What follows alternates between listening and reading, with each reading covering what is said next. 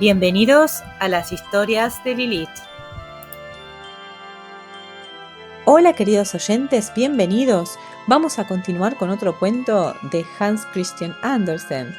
Como siempre les voy a pedir que se suscriban, que dejen likes y comentarios, por favor, y comencemos. El tesoro dorado. La mujer del tambor fue a la iglesia. Vio el nuevo altar con los cuadros pintados y los ángeles de talla. Todos eran preciosos, tanto los de las telas como sus colores y aureolas, como los esculpidos en madera, pintados y dorados además. Su cabellera resplandecía como el oro, como la luz del sol. Era una maravilla. Pero el sol de Dios era aún más bello.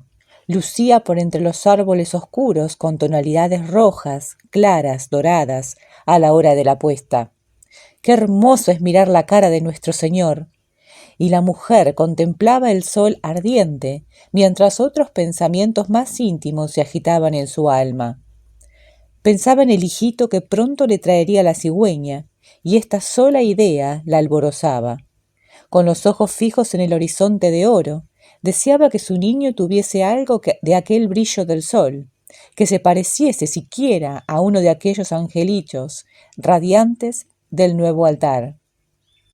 Cuando por fin tuvo en sus brazos a su hijito y lo mostró al padre, era realmente como uno de aquellos ángeles de la iglesia.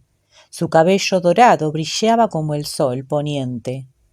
«Tesoro dorado, mi riqueza, mi sol», exclamó la madre, besando los dorados ricitos, y pareció como si en la habitación resonara música y canto. ¡Cuánta alegría, cuánta vida, cuánto bullicio! El padre tocó un redoble en el tambor, un redoble de entusiasmo. Decía: «Pelirrojo, el chico es pelirrojo. Atiende al tambor y no a lo que dice su madre. Ran, ran, ratataplan». Y toda la ciudad decía lo mismo que el tambor. Llevaron el niño a la iglesia para bautizarlo. Nada había que objetar al nombre que le pusieron: Pedro. La ciudad entera y con ella el tambor lo llamó Pedro, el pelirrojo hijo del tambor. Pero su madre le besaba el rojo cabello y lo llamaba su tesoro dorado. En la hondonada había una ladera arcillosa, en la que muchos habían grabado su nombre, como recuerdo. La fama, decía el padre de Pedro, no hay que despreciarla. Y así grabó el nombre propio al de su hijo. Vinieron las golondrinas. En el curso de sus largos viajes habían visto antiguas inscripciones en las paredes rocosas del Indostán y en los muros de sus templos. Grandes gestas de reyes poderosos, nombres inmortales, tan antiguos que nadie era capaz de leerlos sin pronunciarlos siquiera. Gran nombre, fama. Las golondrinas construyeron sus nidos en la cañada. Abrían agujeros en la pared de arcilla. El viento y la lluvia descompusieron los nombres y los borraron, incluso los del tambor y su hijito. Pero el nombre de Pedro se conservó durante año y medio, dijo el padre. Tonto, pensó el instrumento, pero se limitó a recitar ran, ran, ratataplan. El rapazuelo pelirrojo era un chiquillo rebosante de vida y alegría. Tenía una hermosa voz, sabía cantar y lo hacía como los pájaros del bosque. Eran melodías y sin embargo no lo eran. Tendrá que ser monaguillo, decía la madre. Cantará en la iglesia, debajo de aquellos hermosos ángeles dorados a los que se parece. Gato color de fuego, decían los maliciosos de la ciudad. El tambor se lo oyó a las comadres de la vecindad. «No vayas a casa, Pedro», gritaban los golfillos callejeros. «Si duermes en la buhardilla, se pegará fuego en el piso alto y tu padre tendrá que batir el tambor». «Pero antes me dejará las baquetas», replicaba Pedro, y a pesar de ser pequeño, arremetía valientemente contra ellos y tumbaba al primero de un puñetazo en el estómago, mientras los otros ponían pies en polvorosa. El músico de la ciudad era un hombre fino y distinguido, hijo de un tesorero real. Le gustaba el aspecto de Pedro y alguna vez que otra se lo llevaba a su casa. Le regaló un violín y le enseñó a tocarlo. El niño tenía gran disposición. La habilidad de sus dedos parecía indicar que iba a ser algo más que tambor, que sería músico principal. «Quiero ser soldado», decía sin embargo. Era todavía un chiquillo y creía que lo mejor del mundo era llevar fusil, marcar el paso, 1, 2, 1, 2, y lucir uniforme y sable. «Pues tendrás que aprender a obedecer a mi llamada», decía el tambor. «Plam, plam, rataplam». «Eso estaría bien si pudieses ascender hasta general», decía el padre, «mas para eso hace falta que haya guerra». «Dios nos guarde», exclamaba la madre. «Nada tenemos que perder», replica el hombre. «¿Cómo que no? ¿Y nuestro hijo?» «Mas piensa que puede volver convertido en general». «Sin brazos ni piernas», respondía la madre. «No, yo quiero guardar mi tesoro dorado». Ran, ran, ran, se pusieron a redoblar los tambores. Había estallado la guerra. Los soldados partieron y el pequeño con ellos. «Mis cabecitas de oro, mi tesoro dorado», lloraba la madre. En su imaginación, el padre se lo veía famoso. En cuanto al músico, opinaba que en vez de ir a la guerra, debía haberse quedado con los músicos municipales. «Pelirrojo», lo llamaban los soldados, y Pedro se reía. Pero si a alguno se le ocurría llamarle piel de zorro, el chico apretaba los dientes y ponía cara de enfado. El primer mote no le molestaba. Despierto era el mozuelo, de genio resuelto y humor alegre.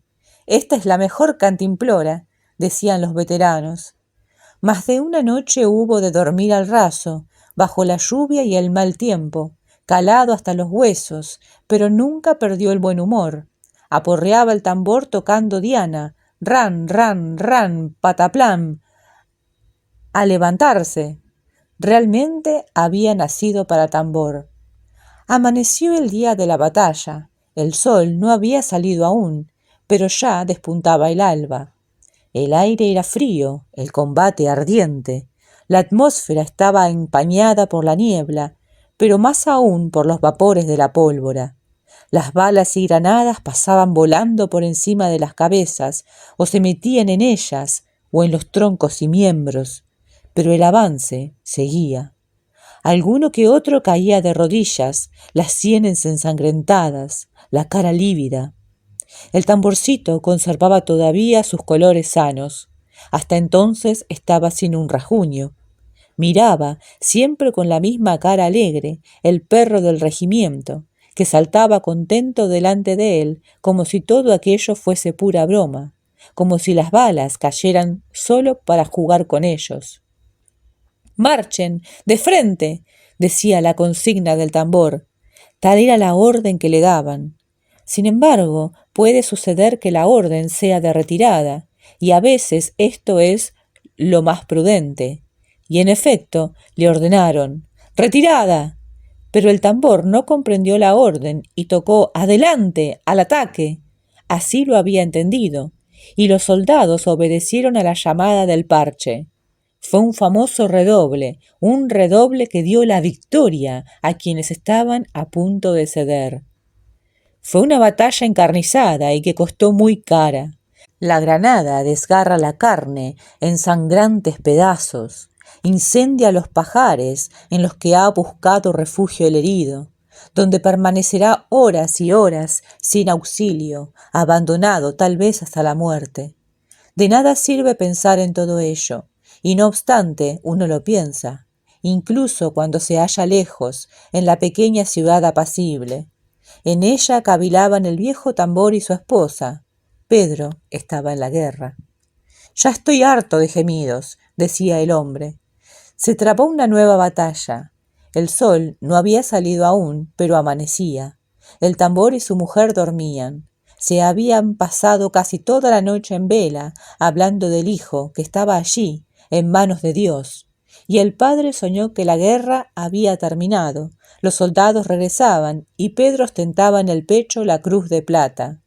En cambio, la madre soñaba que iba a ir a la iglesia y contemplaba los cuadros y los ángeles de talla, con su cabello dorado. Y he aquí que su hijo querido, el tesoro de su corazón, estaba entre los ángeles vestido de blanco, cantando tan maravillosamente como sólo los ángeles pueden hacerlo, mientras se elevaba al cielo con ellos, y envuelto en el resplandor del sol, enviaba un dulce saludo a su madre. «¡Tesoro dorado!», exclamaba la mujer, despertando. «Dios se lo ha llevado consigo». Doblando las manos, hundió la cabeza en la cortina estampada y prorrumpió a llorar. ¿Dónde estará entre el montón de caídos, en la gran fosa que cavan para los muertos? Tal vez esté en el fondo del pantano. Nadie conoce su tumba, no habrán rezado ninguna oración sobre ella. Sus labios balbucearon un Padre Nuestro. Agachó la cabeza y se quedó medio dormida.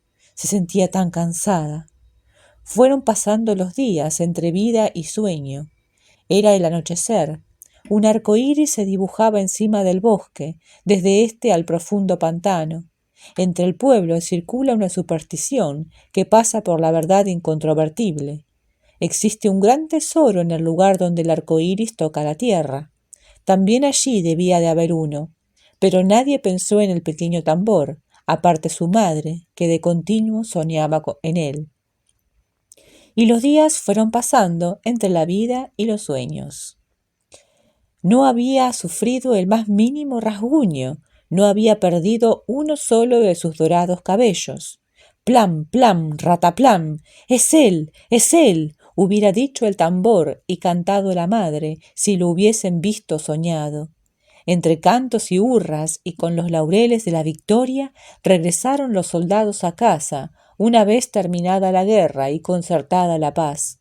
Describieron grandes círculos marchando a la cabeza el perro del regimiento, como deseoso de hacer el camino 3 veces más largo. Y pasaron semanas y días, y Pedro se presentó en la casa de sus padres. Venía moreno como un gitano, los ojos brillantes, radiante el rostro como la luz del sol. Su madre lo estrechó entre sus brazos y lo besó en la boca, en los ojos, en el dorado cabello. Volvía a tener al lado a su hijo. No lucía la cruz de plata, como había soñado su padre, pero venía con los miembros enteros, como su madre no había soñado. ¡Qué alegría! Lloraban y reían, y Pedro abrazó el viejo instrumento. «Todavía está aquí ese trasto viejo», dijo, y el padre tocó un redoble en él. «Se diría que acaba de estallar un gran incendio», exclamó el parche. «Fuego en el tejado, fuego en los corazones, tesoro mío, ran, ran, rataplán». «¿Y después?» «Sí, ¿y después?» «Pregúntalo al músico». «Pedro se emancipará aún del tambor», dijo. «Pedro será más grande que yo». Y eso que era hijo de un criado del palacio real. Pero lo que había aprendido en toda una vida, Pedro lo aprendió en medio año. Había tanta franqueza en él, daba una tal impresión de bondad. Sus ojos brillaban y brillaba su cabello, nadie podía negarlo. «Debería teñirse el pelo», dijo la vecina. «A la hija del policía le quedó muy bien y pescó novio. Pero al cabo de muy poco lo tenía del color de lenteja de agua, y ahora tiene que estárselo tiñendo continuamente». «No le falta dinero para hacerlo», replicó la vecina, «y tampoco le falta a Pedro. Lo reciben en las casas más distinguidas, incluso en la del alcalde, y da lecciones de piano a la señorita Lot». Sí, sabía tocar el piano e interpretaba melodías deliciosas, no escritas aún en ningún pentagrama. Tocaba en las noches claras y tocaba también en las oscuras. Era inaguantable, decían los vecinos, y el viejo tambor de alarma también creía que aquello era demasiado.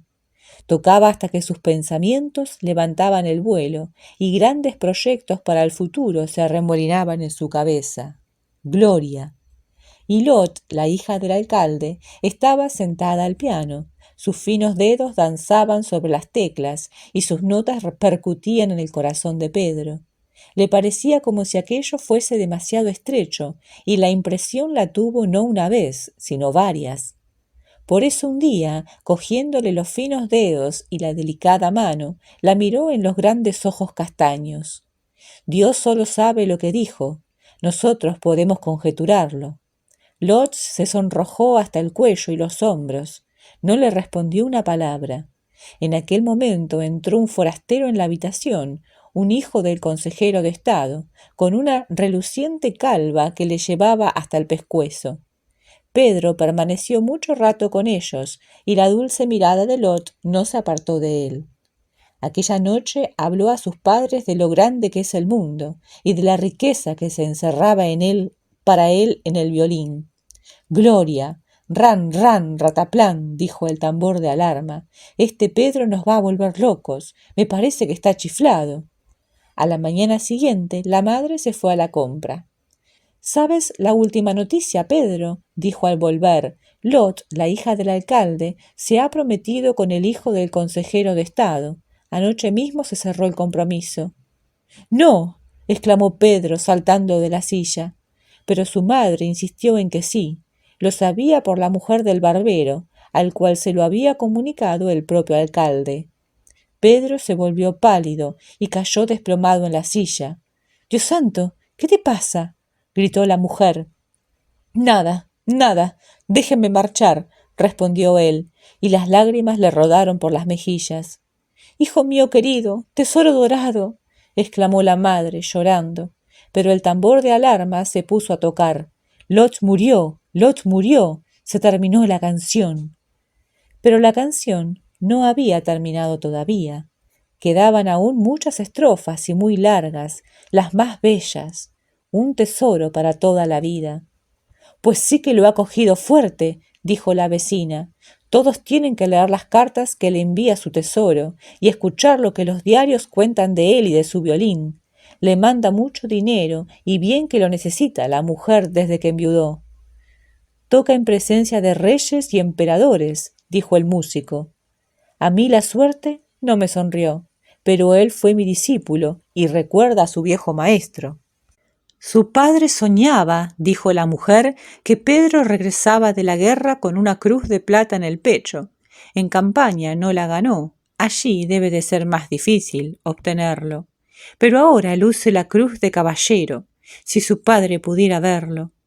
Famoso, gruñía el tambor de alarma, y toda su ciudad natal lo repetía. Aquel tamborcillo, Pedro el pelirrojo, que de niño calzaba zuecos y a quien de mayor habían visto tocar el tambor y en el baile, era ya famoso. Tocó ante nosotros antes de hacerlo ante los reyes, decía la alcaldesa. Entonces estaba loco por Lot. Quería subir y siempre subir. Era presumido y extraño.